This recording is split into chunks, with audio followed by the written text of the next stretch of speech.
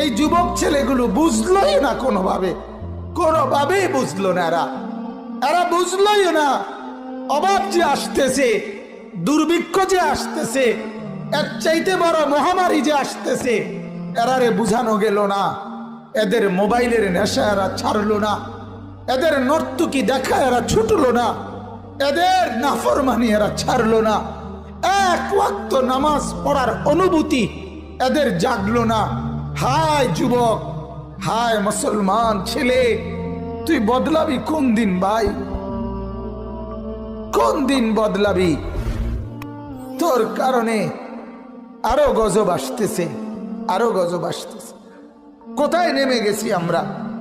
সেদিন পত্রিকা আসছে, ক্লাস 7-এর ছেলে, 7ম শ্রেণীর ছেলে কর্তৃক এক মেয়ে ধর্ষিতা, ধর্ষণকারী ক্লাস 7-এর ছাত্র। এই আমার বাংলাদেশ, এই আমার সোনার বাংলাদেশ, এই আমার দেশ। আহা, উলঙ্গপনার বেহায়াপনা দেখতে দেখতে, অশ্লীলতার বেহায়াপনা দেখতে দেখতে যুবকগুলো বেসামাল হয়ে গেছে। আর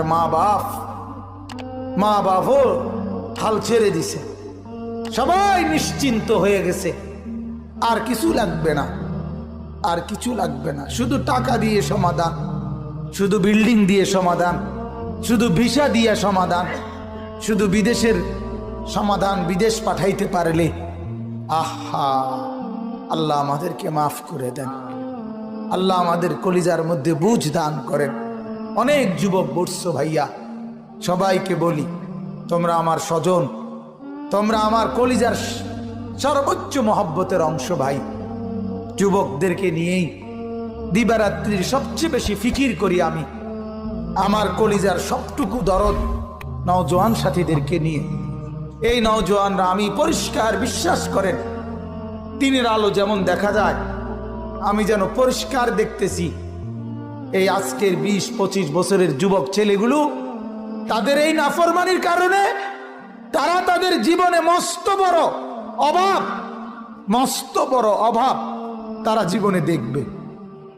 বিশ্বাস করেন, এই কথা মনে রাখো। তোমরা যারা নামাজ পড়ো না, তোমরা যারা চরিত্রহীনতায় ডুবে আছো, এই তোমাদের বন্ধু আনিসুর রহমান বললাম, মস্ত বড় বিপদ, অভাব তোমরা